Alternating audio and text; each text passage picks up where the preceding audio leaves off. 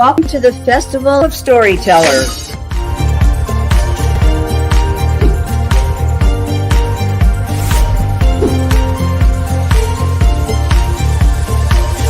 I thank everybody that's involved with this process because we know writers need readers and writers need publishers.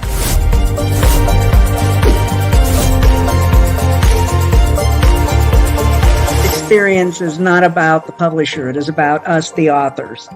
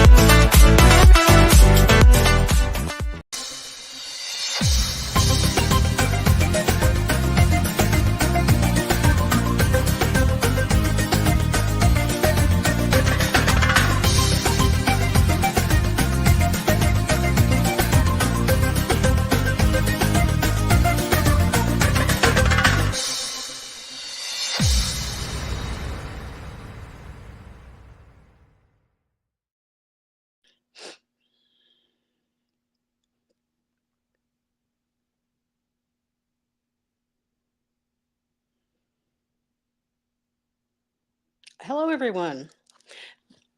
This is Brenda Gatliff, and I am hoping everybody's having a great day, and I hope you have a fantastic week.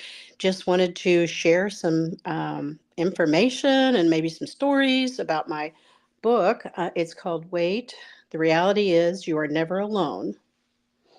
So just wanted to share that with you. I have written 3 books, and I've got started on my 4th one. So definitely it's been an adventure. So hi, Ivo Bugsy.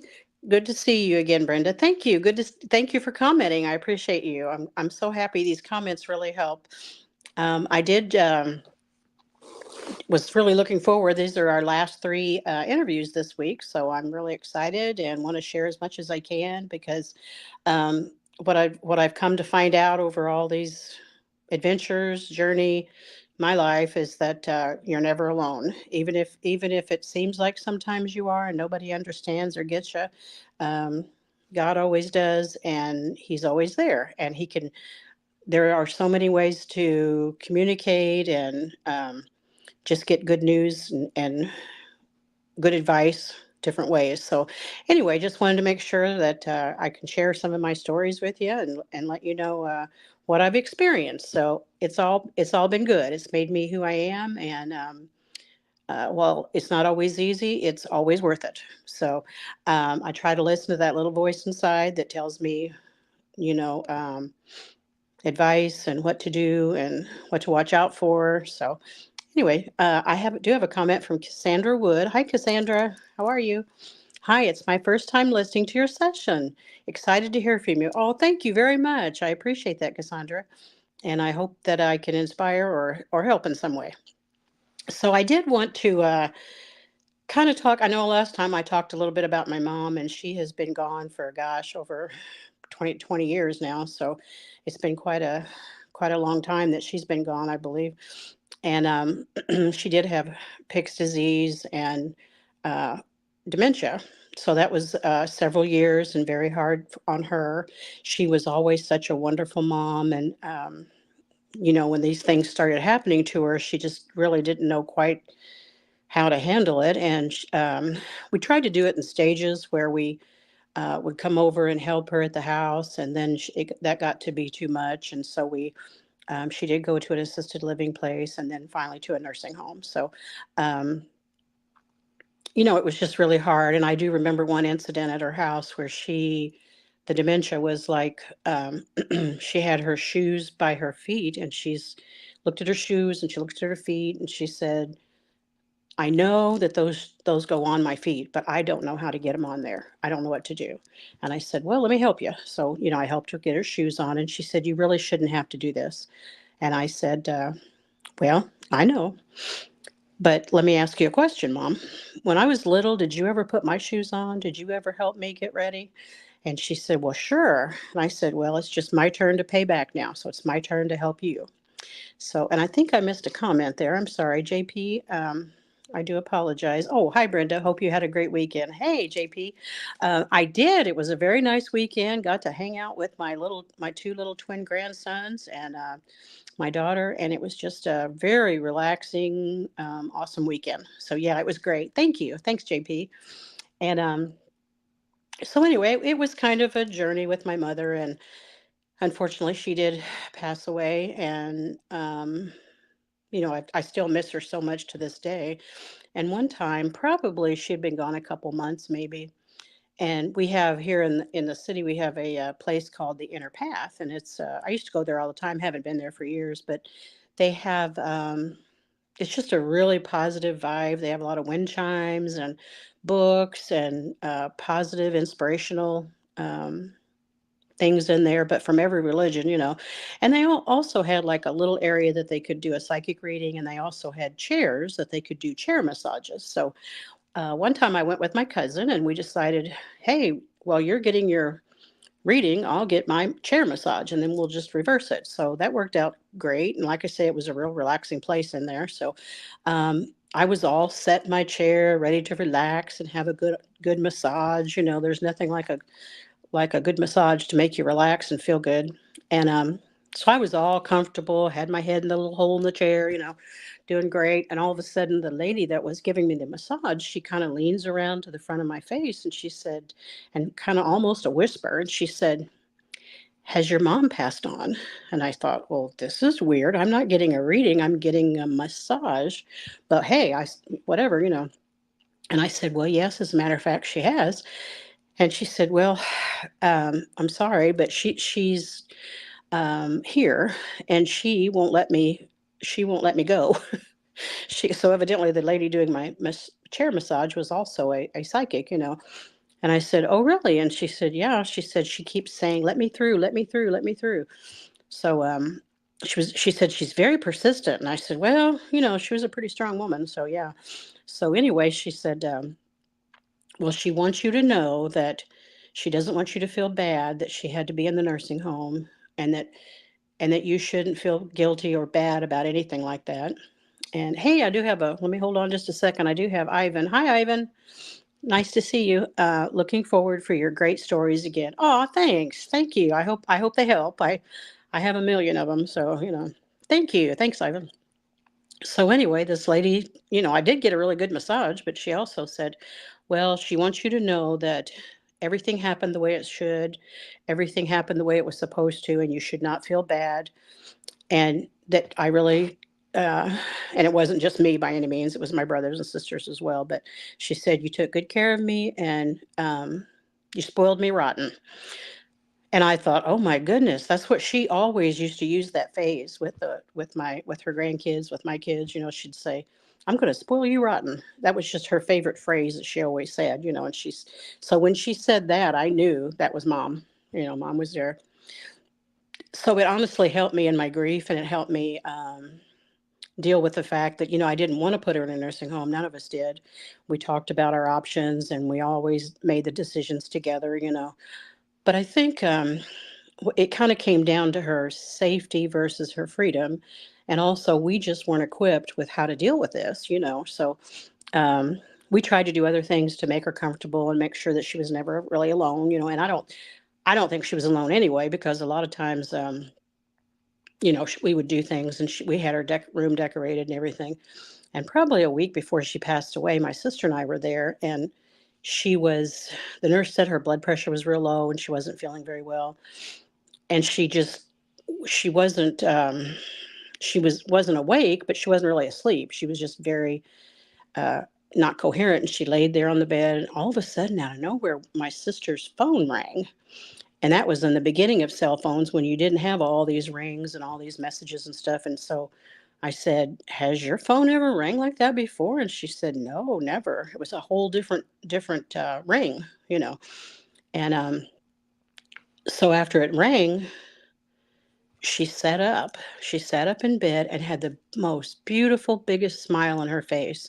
And she lifted up her arm and she raised her arm up and kind of it looked like she was grabbing a hold of somebody's hand. And of course, I was just absolutely, astonished. And I said, Mom, who's here? Who's here with us? And my sister's like, "Stop it, Brenda. Oops, sorry about that. Don't, what are you doing?" And I said, "Well, we need to find out who's here. We're not alone.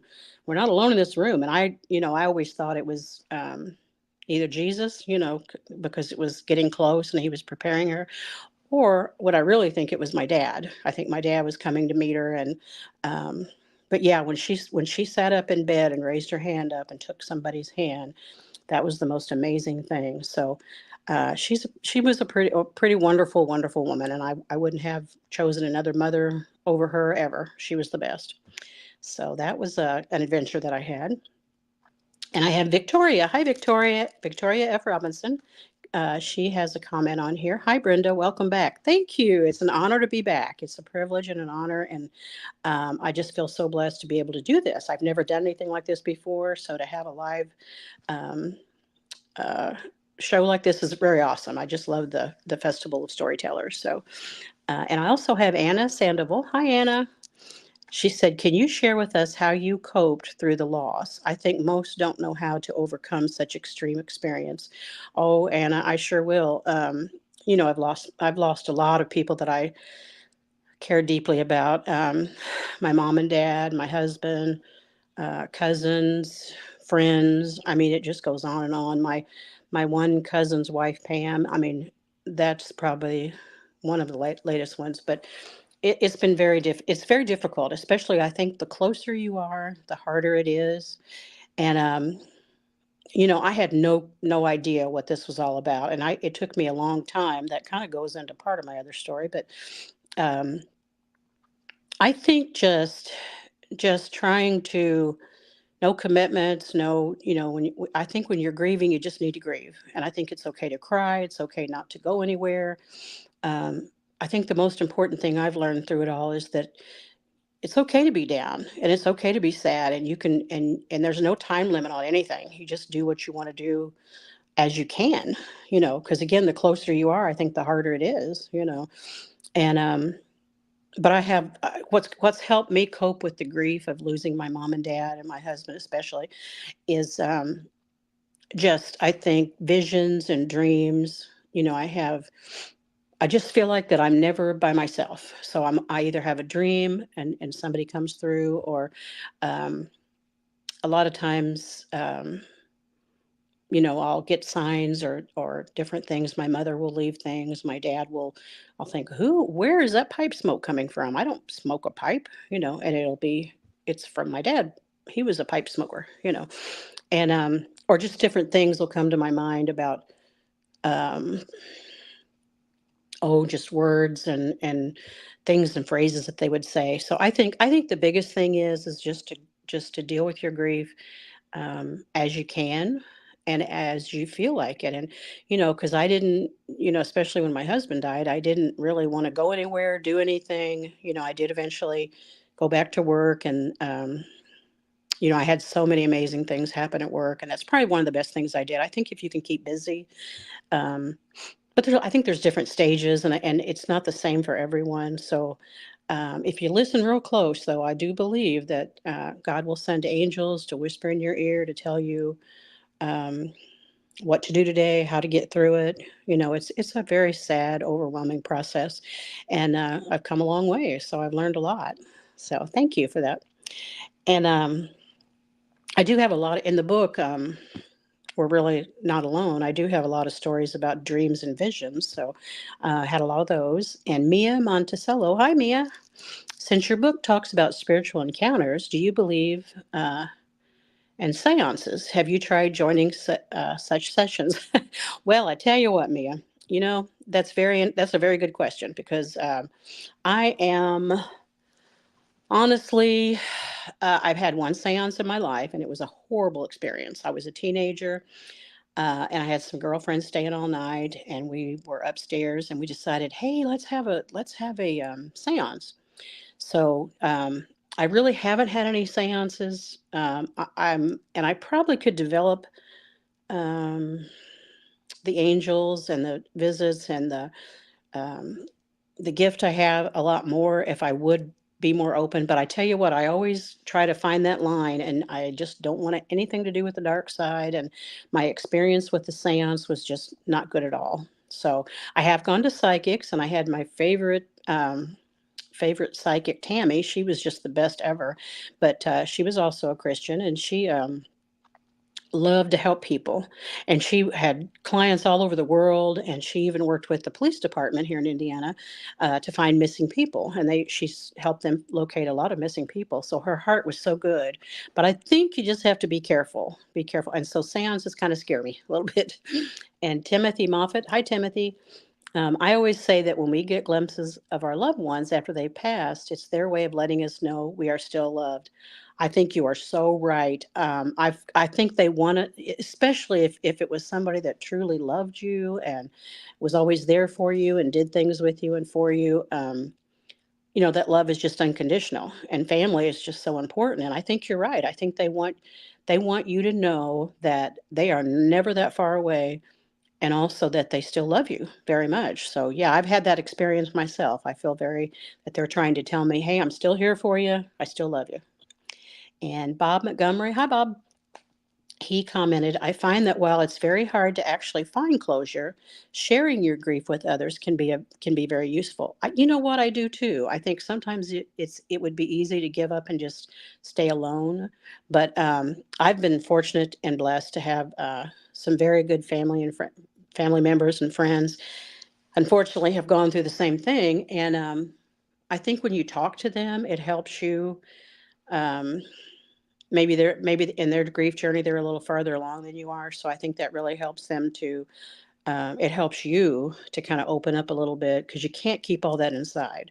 So I think you're so right. I think if you talk to other people and find ways to get that out, when my dad passed away, he was very young, and I was pretty young too. I was in my 20s, and my kids were like 3 and 6. So and he was a wonderful dad.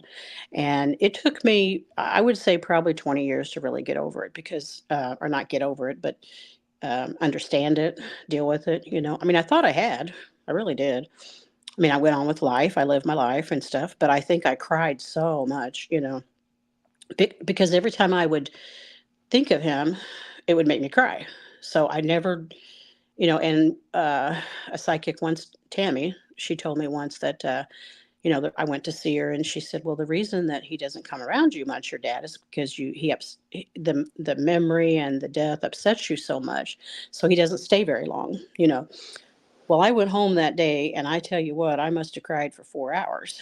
I didn't even know I could cry for 4 hours straight. So I was just crying and crying, and so I don't know. A couple weeks later, I went back to see her again, and I said, "Tammy, I don't know what you did, but I went home from your reading, and I just cried and cried." And she said, "Well, you had a cleansing. You've dealt with some of this." And from that day on, he has been around me all the time and done the most miraculous things all the time. So I've always felt him, and he was such a jokester and such a fun guy. And he usually comes through to me with like electronics or computers, phones, things like that. And it's just hilarious, some of the things that he's done. So yeah, I think it's real important to during grief that you are able to talk with people you know, and get some help. So yeah. Um, Anna, hi Anna Sandoval. She has commented, "What's your greatest memory that you had with your mom?" Oh my goodness. There's so many great memories. She loved being a mom, and she loved taking care of. There were five of us within 3 years, believe it or not. So there were my me, my sister, my brother, and then 11 months later came twins. So she had her hands full. But probably I think one of my favorite things was actually wintertime, when we didn't have anything to do, and it might be too cold to really go outside, or raining or something. And she had a huge big Bible children's storybook, and we would all sit around the table, and she would read us these stories, and that would lead her to talk about her life and some things that she had experienced being little and going through the depression and all. So I loved her stories. So I think just spending time with her, um, she always just had the best hugs and always made you feel comfortable no matter what age you were. So, the older I got, the more I needed her. And she was always there for us. So, yeah, a lot of wonderful memories. And let's see here. Christine Gines. Hi. Losing someone is an extreme test of resiliency and an increase in faith. I commend you, Brenda, for surviving such a heartbreaking experience. Oh, thank you. Thank you. It was a very long, like I said, that my dad was probably the first person that I really lost that was so close to me, and boy, that was hard. But I think the biggest thing is you have to go on and live, but you can't forget them. And they what I've learned through all of this, I think, is that they're always here. They're just not that far away. You think but there's two different realms, and it's like they're on the other side, but yet they're here. So we can't. It's not like before. We can't see them always, but you can definitely know that they're with you. So, Mia Monticello, hello. It's lovely how books like this show us that love can transcend life. It's heartwarming how others' experiences like these remind us that our loved ones will always be there even after life. Oh my goodness, yes. And I tell you, I've learned a lot, or I've been encouraged and inspired by so many other people who have written books or um, movies or different things.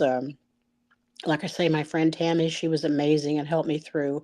But yeah, I think you're absolutely right on that. So yeah.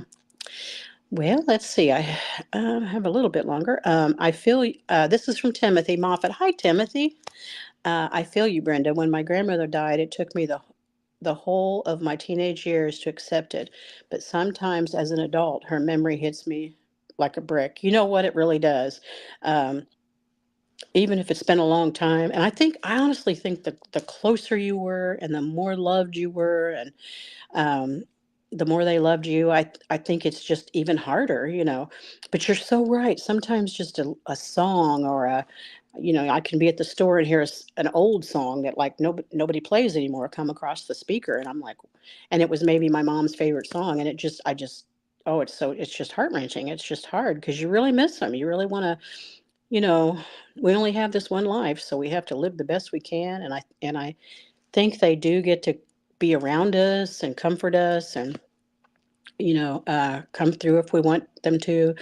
But just to know that this is just part of the journey. And I think later on we're all going to be back together, and that's going to be an awesome reunion for us all. So and Timothy Moffat, hi, I feel you, Brenda. Oh wait, I just think I just said that one. Okay, sorry, Timothy. Um, let's see. I don't have much time left, but I did want to tell you about an episode that happened to me one time. My son, he was at the time in his 20s, and he was in a horrible car accident. And he wasn't. I thought he wasn't hurt that bad, but it was a real rainy, foggy day, and he was the last car in a three-car accident at a red light. And what happened is the car in front of him went on, and then the very first car stopped suddenly, and he couldn't stop going through the red light, and so he actually ran into two other cars.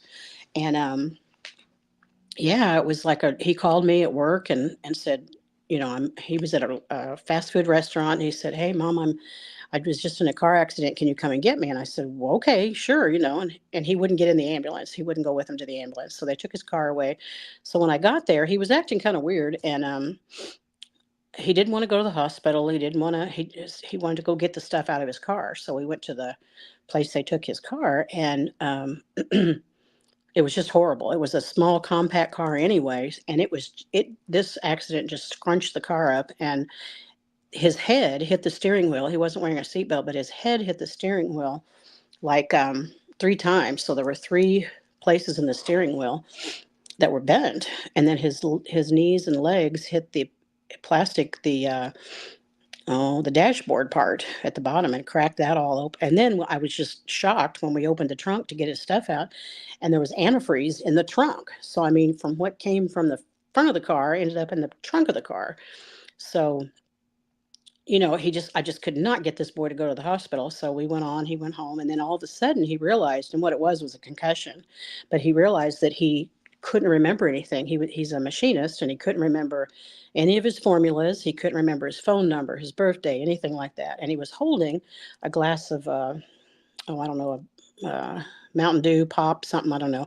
He was holding something, and all of a sudden he just let go, and it fell to the floor. And he said, "Oh my gosh, I forgot I was holding that." I said, "Nah, we're going to the ER." So we went to the ER, and when we checked him in, I was telling the lady that checked us in what happened, and she said, oh, and then we found out too, while we were waiting, I called, or when we got home, we called, and they found out his insurance had lapsed, and he didn't have any insurance. They canceled it. So, I mean, here's a 3-car wreck. And on top of it all, the lady in the middle car was pregnant. So that really scared us. And, so they took him on back, and this lady told me, she said, "I used to work in insurance." She said, "Did they ever send him a cancellation notice?" And I said, "I don't know. I'll ask him." So, it was just a horrible ordeal. And so we came home, and I said, "You know what, why don't you stay at my house tonight so I can keep an eye on you," because they said he had a concussion. So we came home, and that night he was in one room, I was in my room. And all of a sudden, in the morning, we both just got up and almost ran into each other, and said, I had a dream last night." And I said, "Well, I had a vision last night." So we both at the same time had these dreams. And in his dream, he was floating above the accident, floating above the car. He saw the wreck happen from above, the floating made him think he was going to die, you know. And in my dream, I was at my mom and dad, our old house, their old house. And in the kitchen, I walked down the stairs, and I walked into the kitchen, and there, standing right in the kitchen, was my dad, who of course had been gone for a long time. And he was standing there, and he had his arms outstretched, and my son he was holding my son, who was completely white, like he had no color at all. And his head was leaning over my dad's arm. He was standing up holding him, and he had this long blonde hair, and it was just draped over his arm, and his eyes were closed. And I started, just in my dream, I started getting very upset, and I said, "No, no, no, no, no, Dad, you can't take him, don't take him." And then all of a sudden, Dad turned and looked at me, and he always had pretty eyes anyway, but his eyes were like a color of, like, a mixture of blue and green and purple and all these beautiful colors I'd never seen before, and his eyes were just, and I thought, well, is that my dad, or is that Jesus? I mean, I don't know, because he was just, and he talked to me mental telepathy. So he didn't actually speak, but we spoke through our mental, and I said, Dad, please, please don't take him. You just can't take him. He's too young. Please, I can't lose him, and he said, "You don't understand." And this message again came through mental telepathy. He said, "You don't understand. I haven't come to take him. I've come to save him." So I said, whew. So I woke up, and we were, and I said, "Well, let's go back." So we went back to the hospital, back to the ER. Come to find out, he had a bruised spleen. And when they did tests, they found out his spleen was bruised so badly that if it ruptured, he probably would have died. And he was ready to go back to work the next day. So, he was fine. He ended up being okay. He healed. Um, and then on top of it all, when we called back and talked to the insurance company, that we found out that they had the wrong address. So they never sent him a cancellation notice, and they didn't even have his address correct. So they reinstated his insurance. It covered all 3 cars. The lady in the middle car that was pregnant was fine. She didn't have any problems. Um, she was okay. So everything worked out okay. And I believe he did take care of him, and he did save him. And he said, "I've come to help him. I haven't come to take him." That's what my dad, or God, it was like a mixture of the Father, you know, my father, our Father, but the color of his eyes and the way he talked to me were just so peaceful and calming. It was just amazing. But I've never seen colors like that before. It was as if his eyes had a blue crystal with light shining. It was just amazing. So, um, that was a big impact on both me and my son both, because we really know that God had him. God had him, and it could have been worse. He could have, his spleen could have ruptured. He could have passed away. So um, it was a wonderful vision that I had, and it gave me hope. And I think that's what we need. That's what it's about. So, but and also when it's your time, it's your time. I think God has a plan for all of us, and it was definitely not his time. So thank goodness, because I don't know if I could have handled another one right then.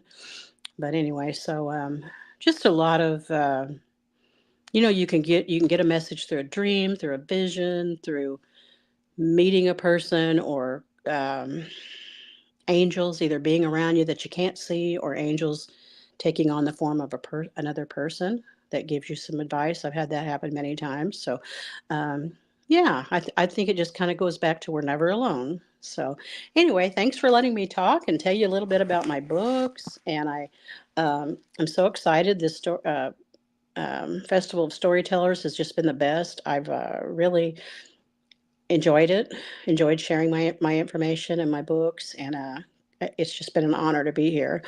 And I'll be back on Wednesday. I don't know what I'm going to talk about on Wednesday, but Wednesday at 1 o'clock, I'll be back. And so I'll see you all then. And I did want to just mention that, we share your story with the world. So that's what we do, share with the world, right? So you have a wonderful day, and I hope to see you on Wednesday. Bye-bye.